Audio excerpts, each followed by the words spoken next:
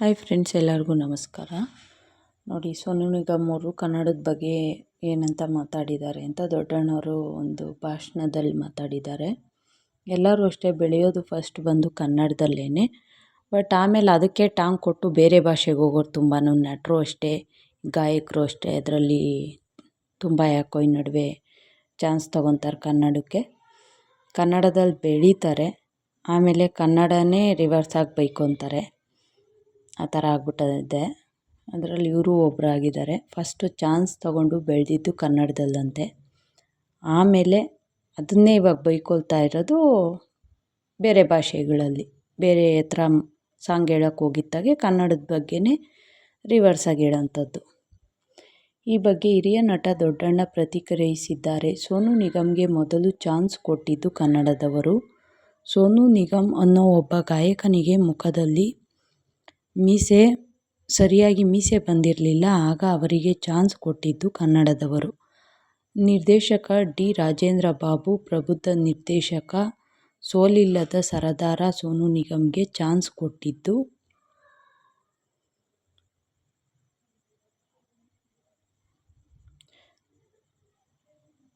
ಚಾಮುಂಡೇಶ್ವರಿ ಸ್ಟುಡಿಯೋದಲ್ಲಿ song recording ಆಗಿತ್ತು. ಆ ಸಮಯದಲ್ಲಿ ನಾನು ಕೂಡ ಇದ್ದೆ ಎಂದು ಮಾಧ್ಯಮಗಳಿಗೆ ಹಿರಿಯ ನಟ ದೊಡ್ಡಣ್ಣ ಹೇಳಿಕೆ ನೀಡಿದ್ದಾರೆ. ಸೋನು ನಿಗಮ್ ಅವಿವೇಕಿ. ಕನ್ನಡ ನನ್ನ ತಾಯಿ. ಜಗತ್ತಿನ ಮೂರು ಸರ್ವಶ್ರೇಷ್ಠ ಭಾಷೆಗಳಲ್ಲಿ ಕನ್ನಡ ಕೂಡ ಒಂದು. ಮಾತನಾಡಿದಂತೆ ಬರೆಯಲು, ಬರೆದಂತೆ ಯಥಾವತ್ ಮಾತನಾಡುವ ಶಕ್ತಿಯುಳ್ಳ ಸಂಧಿ ಮತ್ತು ಸಮಾಸ, ವ್ಯಾಕರಣ, ಅಲ್ಪಪ್ರಾಣ, ಮಹಾಪ್ರಾಣ ಇರೋ ಭಾಷೆ ಯಾವುದಾದ್ರೂ ಇದ್ದರೆ ಅದು ಬರೀ ಕನ್ನಡ. ಕನ್ನಡ ಅಲ್ಲ, ಅದು ಕಸ್ತೂರಿ ಕನ್ನಡ. ಪಾಪ ಅದು ಸೋನು ನಿಗಮ್ಗೆ ಗೊತ್ತಿಲ್ಲ.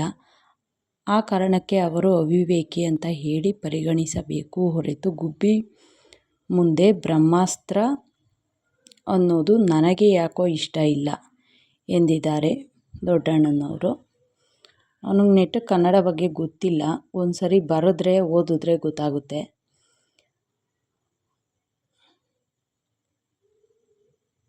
ದೊಡ್ಡಣ್ಣ, ನಾವೆಲ್ಲ ಭಾರತೀಯರು ಅನ್ನೋದು ನೆನಪಿರಲಿ. ಕನ್ನಡ ಪರ ಹೋರಾಟಗಾರರೇನಾದರೂ ಇಲ್ಲದೇ ಇದ್ದಿದ್ದರೆ ಇಷ್ಟೊತ್ತಿಗೆ ಕನ್ನಡವನ್ನು ಮುಂಡ ಮೋಚಿ ಬಿಡ್ತಿದ್ರು. ಅದೇನೋ ನಿಜನೇ ಅಲ್ವಾ?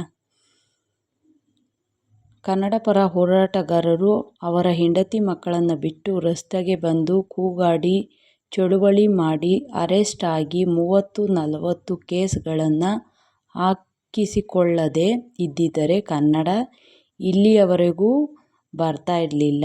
ಚಳುವಳಿಗಾರರಲ್ಲಿ ನಾನು ವಿನಂತಿ ಮಾಡಿಕೊಳ್ಳುವುದು ಇಷ್ಟೇ: ಯಾವುದೇ ಅಹಿತಕರ ಘಟನೆಗೆ ಅವಕಾಶ ಮಾಡಿಕೊಡಬೇಡಿ.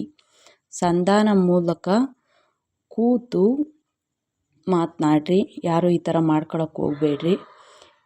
ಇಷ್ಟೇ, ಯಾವುದೇ ಅಹಿತಕರ ಘಟನೆ ಅವಕಾಶ ಮಾಡಿಕೊಡಬೇಡಿ. ಸಂಧಾನ ಮೂಲಕ ಕೂತು ಬಗೆಹರಿಸಿಕೊಳ್ಳೋಣ. ನಾವೆಲ್ಲ ಭಾರತೀಯರು ಅನ್ನೋ ಮಾತು ತಲೆಯಲ್ಲಿ ಇರಲಿ ಎಂದು ದೊಡ್ಡಣ್ಣ ಹೇಳಿದ್ದಾರೆ. ಸೋನು ನಿಗಮ್ ಕೊಟ್ಟ ಸ್ಪಷ್ಟನೆ ಏನು? ಕನ್ನಡ ಕನ್ನಡ ಎಂದು ಪ್ರೀತಿಯಿಂದ ಕೇಳೋದು ಬೇರೆ,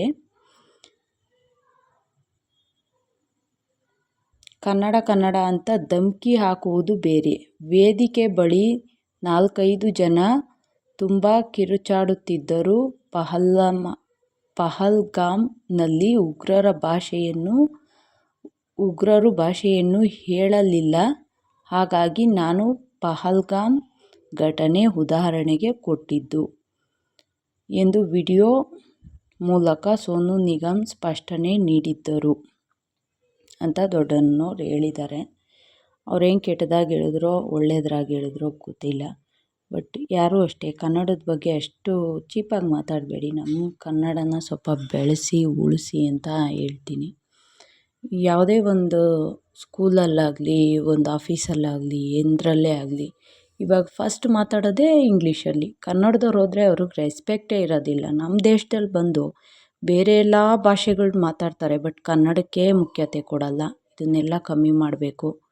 ಇಷ್ಟ ಆದರೆ ಲೈಕ್ ಮಾಡಿ, ಸಬ್ಸ್ಕ್ರೈಬ್ ಮಾಡ್ಕೊಳ್ಳಿ. Thank you.